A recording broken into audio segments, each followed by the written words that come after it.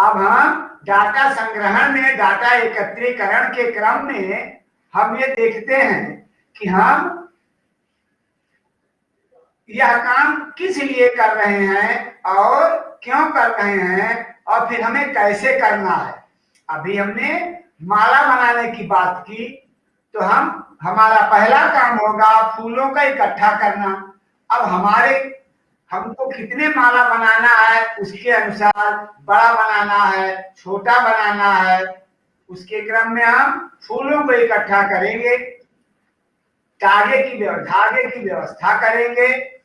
फिर हम उन फूलों का, अब फूल इकट्ठा हो गए, उसका अगला काम क्या होगा डिम्पल?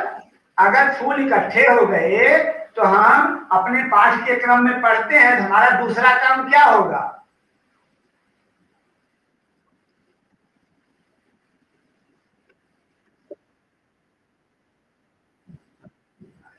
चलो हाँ ठीक ठीक, कामना तुम बताओ बेटा।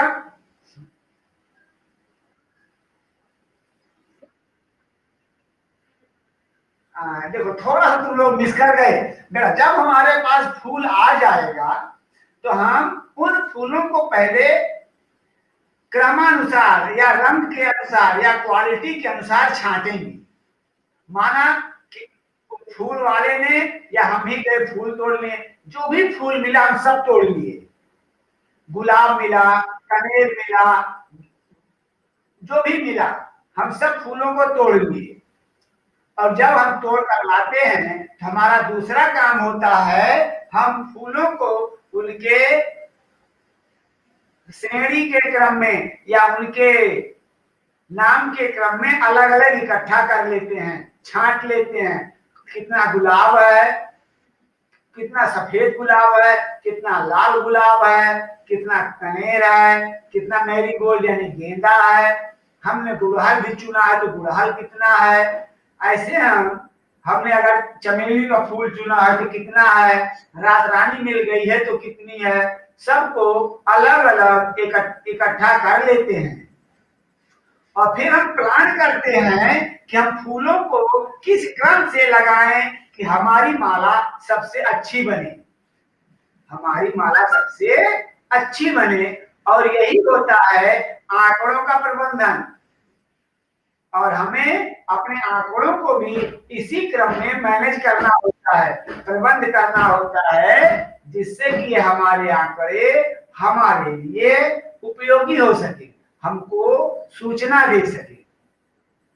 जैसे कि यहाँ तुम्हारे पास क्रिकेट का उदाहरण दिया गया, कितने खिलाड़ी ने कितने रन बनाए, किसने 50 से कम बनाए, किसने 50 से ऊपर बनाए, किस बॉलर ने सबसे कम रन दिया, किस बॉलर ने सबसे ज्यादा रन दिया, किस बॉलर ने सबसे ज्यादा विकेट लिया, कितने बॉलर को एक विकेट मिला, कितने बॉलर को एक भी विकेट नहीं मिला। तो हम अनेकों क्रम बना करके उन पर आंकड़े इकट्ठा कर सकते हैं। जैसे तुम्हारे इस पर दिखाया गया है ना, गेंदबाज ABCD, बल्लेबाज में EFGH। गेंद सबने किया है, ABCD ने सबने 10-10 ओवर किया है। मैडन ओवर जानते हो, ऐसा ओवर का बॉल जिसमें कोई भी रन नहीं बनता है, जिसमें कोई भी रन नहीं बनता है। और ए ने अपने 10 ओवर में 40 रन दिए और 3 विकेट ले लिया। बी ने अपने 10 ओवर में एक मैडन ओवर दिया, 30 रन दिया और 2 विकेट ले लिया। ऐसे सी ने भी 10 ओवर किए तो मैडन फेंक दिया, 30 रन देकर 1 विकेट लिया। बी ने 10 ओवर दिए, 1 ओवर मैडन दे दिया, 50 रन दिया, लेकिन 4 विकेट लिया। हम लोग देख रहे हैं ना। इस क्रम से हम अपने इन आंकड़ों को सारणीबद्ध कर लेते हैं, उनका प्रबंधन कर लेते हैं। ये बेटे, इसी अंकगणित में हमारे पास गणित की एक शाखा है, हम जिसको सांख्यिकी कहते हैं। क्या कहते हैं? सांख्यिकी, और ये सांख्यिकी के अंतर्गत पढ़ा जाता था और आज भी सांख्यिकी के अंदर ही पढ़ा जाता है। अंग्रेजी में इसको कहते हैं स्टैटिस्टिक्स, अंग्रेजी में इसे कहते हैं स्टैटिस्टिक्स। स्टैट जो होता है बेटे, इसकी मीनिंग राज्य होती है। पहले इसका उपयोग राजा महाराजा लोग करते थे, राजा महाराजा लोग करते थे, और फिर वे अपने इन आंकड़ों को अध्ययन के लिए, अपने ज्ञान के लिए, प्रजा के हित के लिए प्रकाशित करते थे। और इस प्रकार ये हमारी गणित की शाखा जो आंकड़ों के प्रबंधन के रूप में है, वह हमें मिली। जैसे भी तुम लोगों को यहाँ बेटा एक खेल के बारे में जानकारी मिली, जैसे क्रिकेट, और क्रिकेट पर जो हमारी सूचनाएं थी कई क्रम में निकाली गई, बॉलर के रूप में भी निकाली गई, अर्थात गेंदबाज की भी निकाली गई और बैट्समैन की भी निकाली गई, दोनों की सूचनाएं निकाली गई। बॉलर ने कितने रन बनाए ये भी दिया गया, गेंदबाज ने कितने रन लिए ये भी दिया गया। हम अपने इस क्रम में इसको पढ़ लेते हैं। अगले क्रम में अगर हम देखते हैं तो एक दूसरा उदाहरण ले लें कि आज समझ लो कि आने वाले टाइम में 26 जनवरी है और 26 जनवरी को विद्यालय में फल वितरण किया गया, और 26 जनवरी को फल वितरण करना है, और फल वितरण के लिए जब बच्चों की संख्या निकाली गई तो बच्चों की संख्या के क्रम में फल खरीदे गए, और अब वहां किसको क्या मिलेगा, कितने बच्चों को, जैसे अगर सेब है, केला है, संतरे हैं, अमरूद हैं, इन सब को इकट्ठा किया गया तो किसको क्या मिला। अगर हम ये भी निकाल सकते हैं कि कितने बच्चों को, हमारे कितने बच्चों को कौन कौन से फल मिले, ये तो हो गया। चलिए, अगर फल वितरण हो गया, तीसरा पॉइंट हम ले लेते हैं बच्चों की रुचि। बच्चों की अलग अलग रुचि होती है, हम इस पर भी बच्चों की रुचि, अब ये क्या निकालते हैं, टीवी प्रोग्राम देखने में। टीवी प्रोग्राम में ढेर से प्रोग्राम्स आते हैं, और अगर हम इनके आंकड़े निकालें तो कितने बच्चों को कौन सा प्रोग्राम पसंद है, हम इस पर भी सूचना ले सकते हैं। कितने बच्चों को कार्टून पसंद है, कितने बच्चों को कॉमिक्स पसंद है, कितने बच्चों को गेम पसंद है, ऐसे प्रोग्राम्स आते रहते हैं। कितने बच्चों को अपने ऑनलाइन एजुकेशन का प्रोग्राम पसंद है, कितने बच्चों को समाचार सुनना पसंद है, इन सब के बारे में हम सूचनाएं एकत्र कर सकते हैं। अब चलो देखिए, अब बच्चों की एक इंटरेस्ट आ गई, चॉकलेट।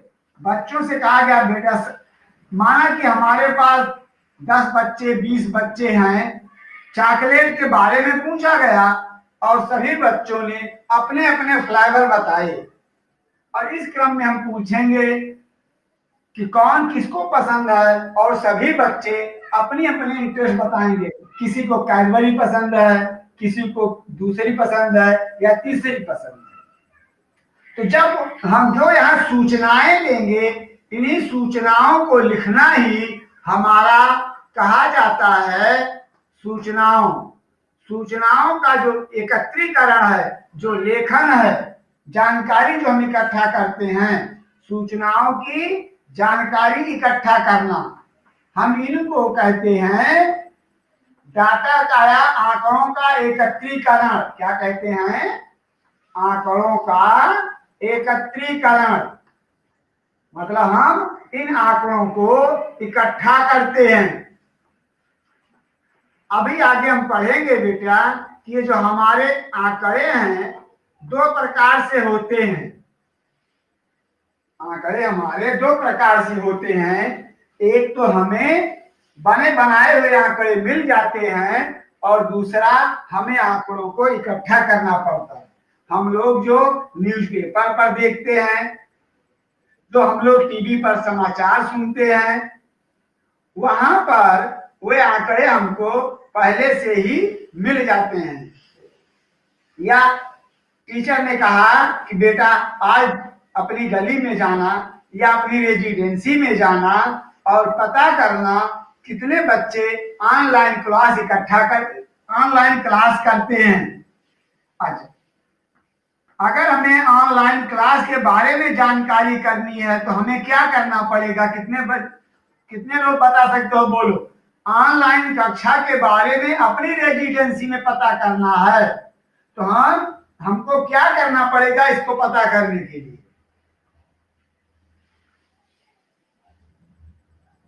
डिम्पल बोलो बेटा। अगर हमें ऑनलाइन कक्षा में पढ़ने वाले बच्चों के बारे में जानकारी प्राप्त करनी है तो हमें इसके लिए क्या करना पड़ेगा अपने रेजिडेंसी में, अपनी बिल्डिंग में?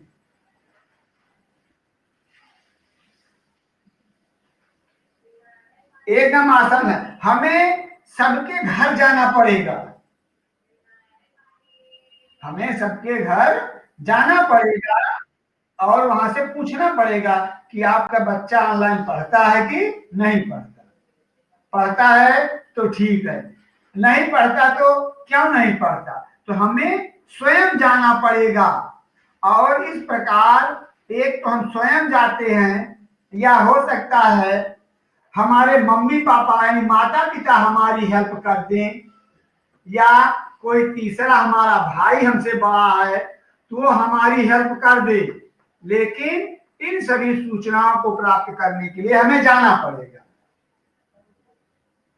और इसी प्रकार जैसे तुम्हारी बुक में है ये जो क्रिकेट मैच की सूचना है वो लिखी गई है। दोनों सूचनाएं हैं। क्रिकेट की सूचना यहाँ पर तुम्हारी बुक में है और ये ऑनलाइन कक्षा की सूचना तुम्हें गली गली में अपनी बिल्डिंग में जाकर पता करना होगा। तो दोनों में क्या फर्क है कि हमें स्वयं इकट्ठा करना है और हमें लिखी हुई मिल गई। तो जब हमें स्वयं इकट्ठा करना पड़ता है तो गणित में इसे हम कहते हैं प्राथमिक आंकड़े।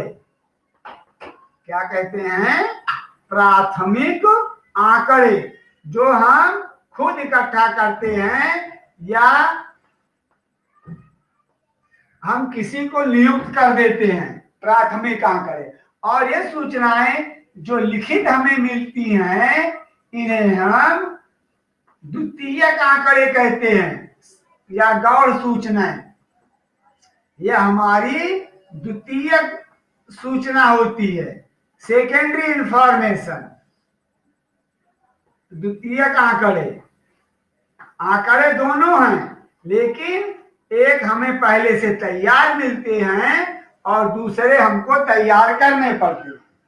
दो प्रकार के आंकड़े हमारे जीवन में आते हैं और इनके लिए हम सबको पहले अपनी समस्याओं को इकट्ठा करते हैं।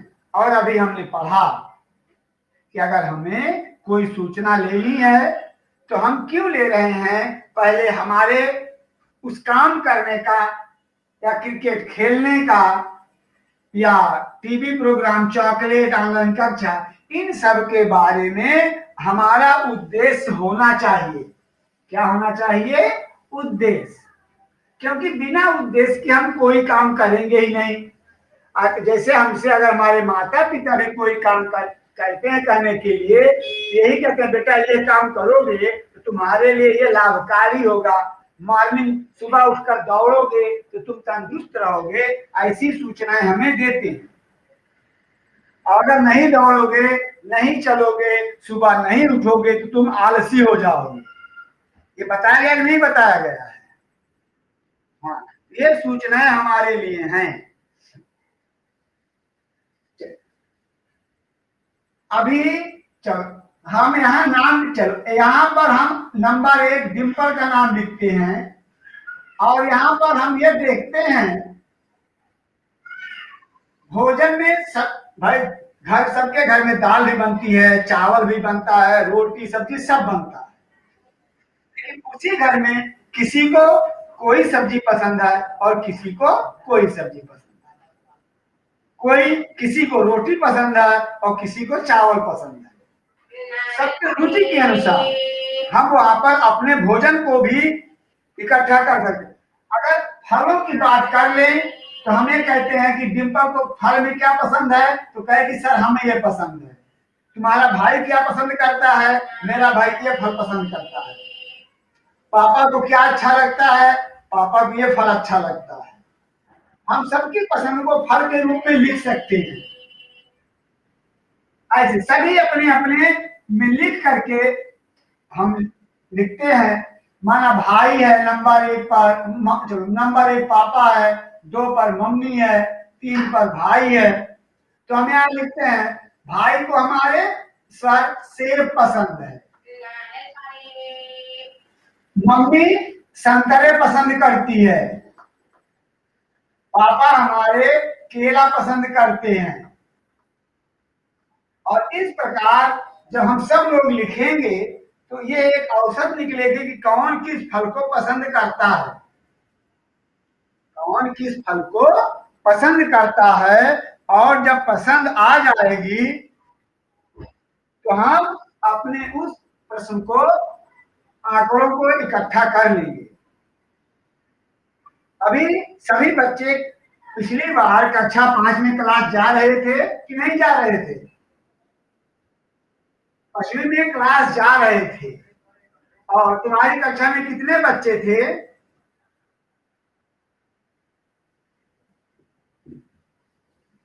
आराध्या, कक्षा 5 में कितने स्टूडेंट थे?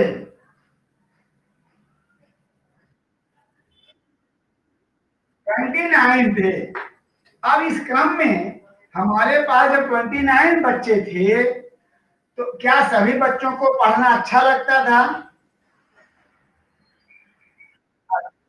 क्या सभी बच्चे क्या सभी बच्चे अपने साधन से विद्यालय आते, स्कूल आते थे, या कि वो स्कूल का साधन प्रयोग करते थे? कितने बच्चों के माता पिता साथ लेकर आते थे? अच्छा, तुम लोग कैसे जाते थे विद्यालय? पापा मम्मी छोड़ने जाते थे कि अपने आप चले जाते थे? हाँ ठीक। और डिम्पल वैन में जाते थे। और खुशी, कामना,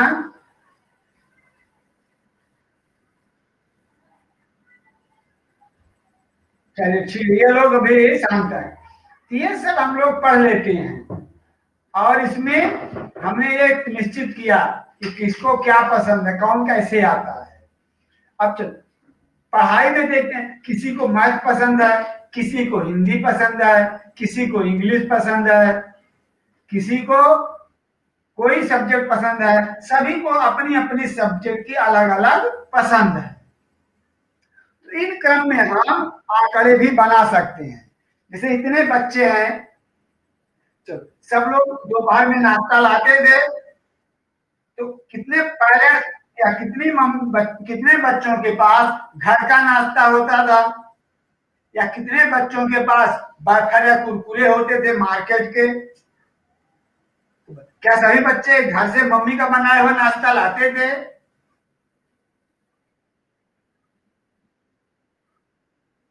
अरे भाई, अब तुम्हारी बात तो ठीक है, लेकिन और भी बच्चे तो थे तुम्हारे पास क्लास में। शायद सब नहीं लाते होंगे, कोई ना कोई तो मार्केट से मम्मी पापा उनको वेफर दे देते हैं, उनको कुरकुरे दे देते हैं। ऐसे दे करके वे उनको विद्यालय भेज देते थे, उन बच्चों को विद्यालय भेज देते थे। ये मम्मी पापा उनको व्यवस्था करते थे।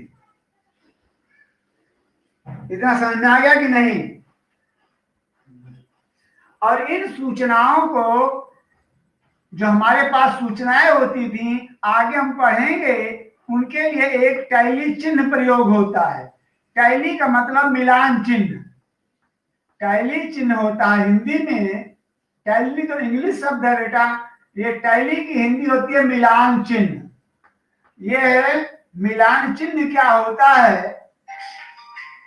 जैसे किसी काम के लिए एक के लिए एक चिन्ह होता है, ये मिलान चिन्ह। ऐसे दो के लिए हम दो लिखते हैं, तीन के लिए यहाँ भी तीन लिखते हैं, चार के लिए यहाँ चार लिखते हैं। लेकिन जब यहाँ पांच होता है, चार तक हमारा टैली चिन्ह ऐसा ही होता है, लेकिन पांच के लिए इसकी ग्रुपिंग कर देते हैं, पांचवा चिन्ह ऐसे लगा देते हैं। इसको हम टैली चिन्ह कहते हैं। एक दो तीन चार सीधा लिखा जाता है, पांचवें चिन्ह के लिए हम लिख देते हैं इस क्रम में। अच्छा बताओ, कक्षा 5 में तुम्हारे पास कितनी लड़कियां पढ़ती थी? कक्षा 5 में याद है?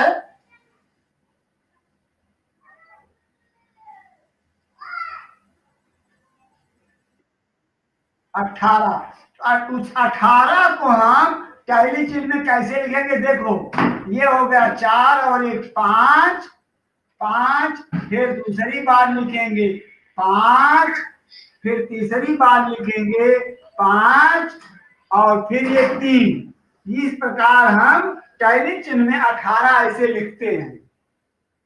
अगर 18 लड़के हो गए तो लड़कियों के 11 लड़के थे, 11 लड़कों का क्रम ऐसे बनाएंगे, 5, फिर यहाँ पर 5 और ये 1, और ये 11 लड़कों का क्रम हो गया। तो हम जितने अंक यहाँ देखते थे उनको उसी क्रम में लिखते थे, और इस क्रम में लिखने पर इसे ही हम टैली चिन्ह कहते हैं। आगे अभी हम अपने प्रश्नों को पढ़ेंगे।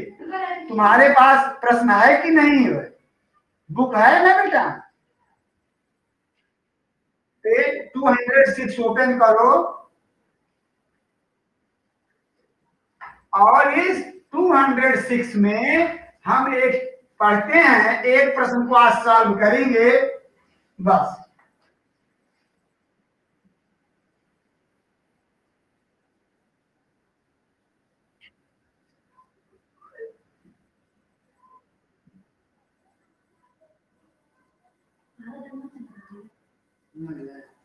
टू 206 खोलो बेटा, खुल गया? ओके, हम भी ओपन कर रहे हैं बेटा। हाँ, तो अब उस क्रम में हम लोग अपना चैप्टर ओपन करते हैं। देखो, ये तुम्हारा प्रश्न है, पहला प्रश्न ही हमें चेक करना है। कौन सा प्रश्न कह रहा है? ये गणित का, जैसे हम लोगों के विद्यालय में टेस्ट होता है ना, कराए 40 बच्चे हैं, यहाँ पर टेस्ट टेबल दी गई है ना बेटा, ये 40 बच्चों का टेस्ट दिया गया है। मिलान चिन्ह यानी टैली चिन्हों का प्रयोग करके सारणी के रूप में व्यक्त कीजिए, सारणी के रूप में व्यक्त कीजिए।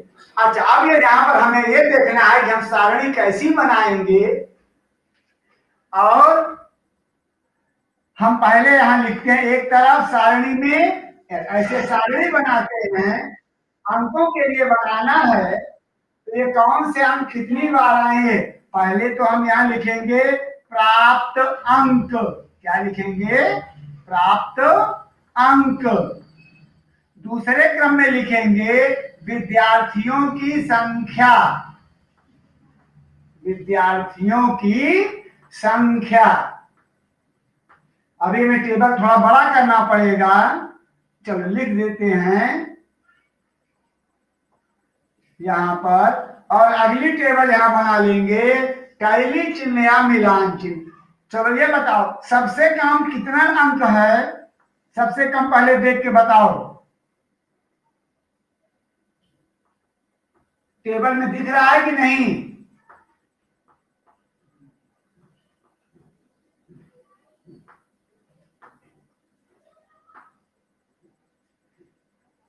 तुम्हारे पास ये टेबल दिख रही नहीं क्वेश्चन नंबर 1 की? हेलो,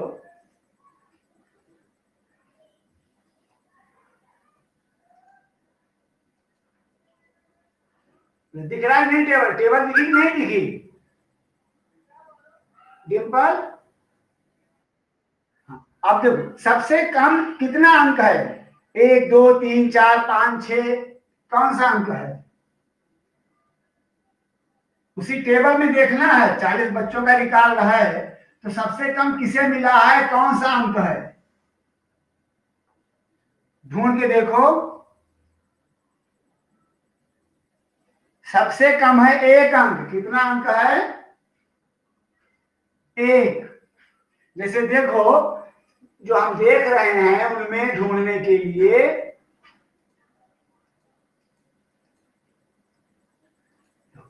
जैसे ये 8 है, कितना है ये? 8। टेबल देख रहे हैं नहीं? ये वाला देखो यहाँ ये इतने अंक हैं, सबको दिख रहे हैं ना बेटा?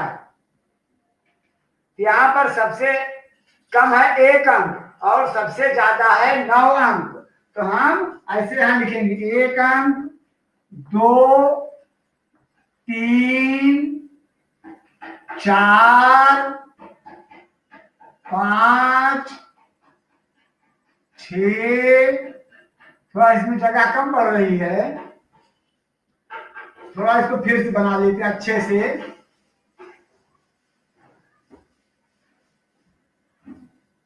यहां पर इरेज करके यहां पहले ऐसे लिखें, बना लेंगे। यहाँ टैली चिन्ह लिखेंगे और फिर यहाँ विद्यार्थियों की संख्या, ये यहाँ लिखेंगे प्राप्त अंक। प्राप्त अंक यहाँ लिखेंगे टैली या मिलान चिन्ह।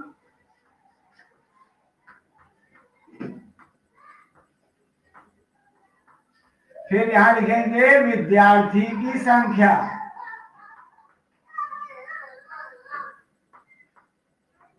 विद्यार्थियों की संख्या इस क्रम में हम लिखेंगे। अंक कितने हैं? जैसे सबसे कम 1 है, फिर 2 3 4 5 6 7 8 9। अब यहाँ इतने क्रम में अंक मिले हैं। अब यहाँ हम उन अंकों की गणना करेंगे। गिन के देखो 1 कितनी बार आया है, कितने बच्चों को 1 अंक मिला है। सब लोग टेबल में गिन के देखो और जब गिन लेना तो एक एक लोग बताना, एक साथ नहीं।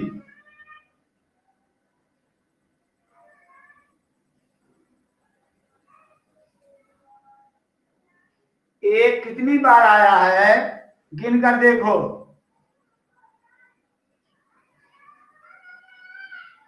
डिम्पल 1 कितनी बार आया है बेटा?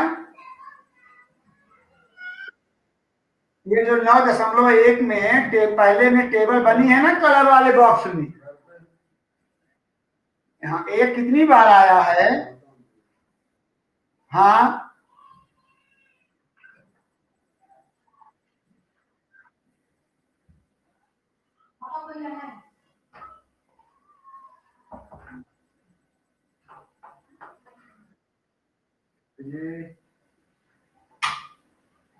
हाँ बेटा 2 बार आया है।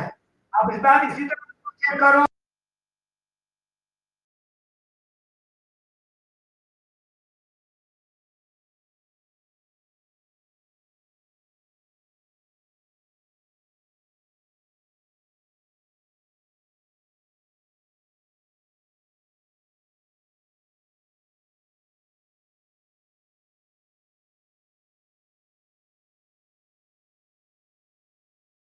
और इस प्रकार 2 के लिए चेक करो और गिन के देखो। डिम्पल तुम 2 को चेक करो और कामना तुम 3 को।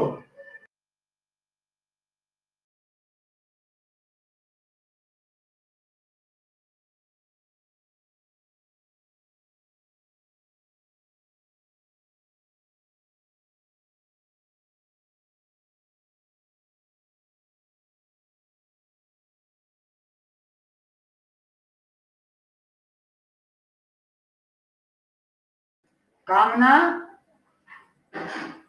और प्रीति 4 को गिन के बताओ।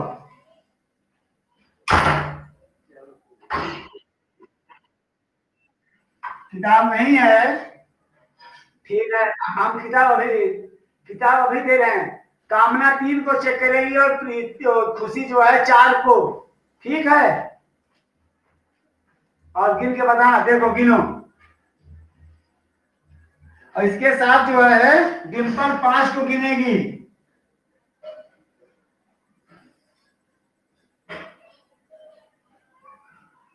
अब चलो बोलो, कामना 3 कितनी बार है?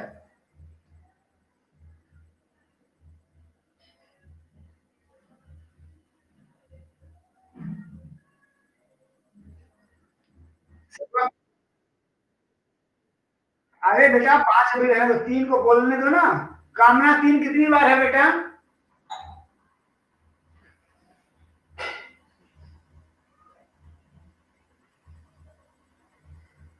देखो 3 जो है वो 3 बार है।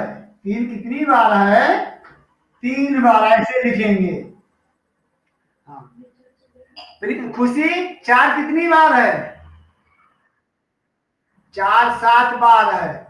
चलो हम लिख देते हैं 4 7 बार। तो 7 कैसे लिखेंगे? देखो 1 2 3 4 तो ऐसे लिखेंगे और फिर इसको ऐसे क्रॉस करके 5 बना देंगे और 2 अलग से लिखेंगे। फिर ये 7। 5 कितनी बार है? कामना गिना था, बोलो।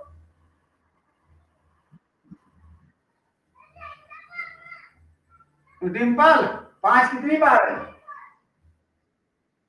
6 बार। तभी ऐसे हम पहले 5 बनाएंगे, ये 5 हो गया ना, ये 5 हो गया, आगे एक और लिख देंगे तो 6 बार। ऐसे हम 6 7 8 और 9 हम सबके लिए बना लेंगे। चलो हम गिनते हैं 6 कितनी बार है, तुम लोग अपने मन में गिनो।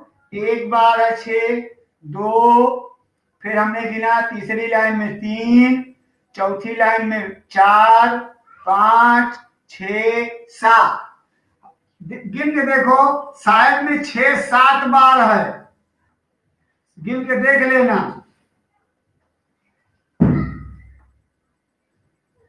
गिन के देखो 6 7 बार है कि नहीं है।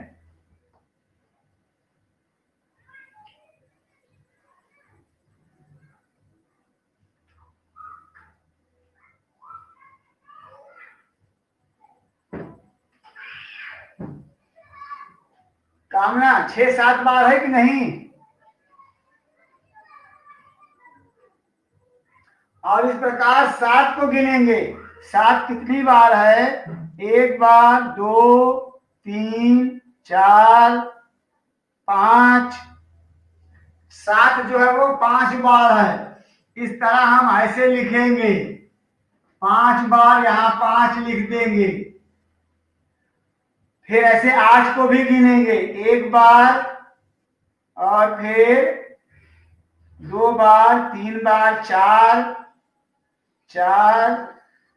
बार है। 8 को भी हम ऐसे 4 बार लिखेंगे, यहाँ 1 2 3 4, यहाँ लिख दिया 4। और फिर अंत में 9 को लिखेंगे। 9 कितनी बार है?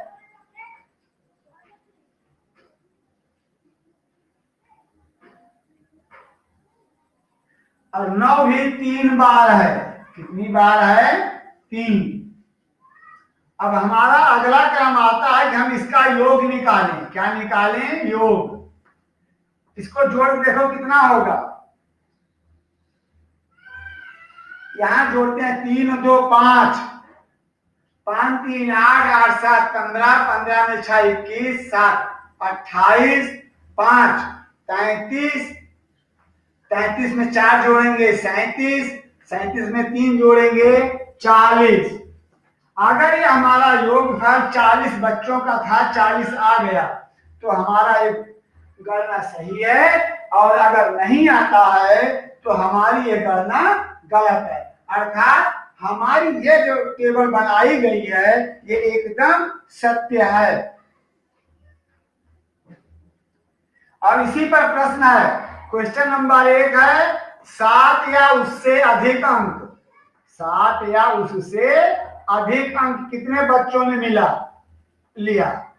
7 या उससे अधिक अंक कितने बच्चों के हैं? तो हम इसके लिए हमारी 7 का कॉलम ये है और उससे अधिक ये सभी अधिक हैं। इसके लिए हम इन तीनों को जोड़ लेंगे। 5 4 9 3 12, तो 12 बच्चों ने 7 या उससे अधिक अंक लिए। फिर पूछ रहा है 4 से कम अंक दूसरे कॉलम में, 4 से कम अंक, ये हमारा 4 का क्रम है। 4 से कम, 4 नहीं कह रहा है, 4 से कम का अर्थ है ये इतने अंक, इसमें 3 3 6 2 8, 4 से कम। तो 4 से कम के क्रम में हमारे पास 8 बच्चे होंगे जो हमारे 4 अंकों से कम अंक प्राप्त किए हैं, और इस प्रकार ये हमारे प्रश्नों का हल होगा।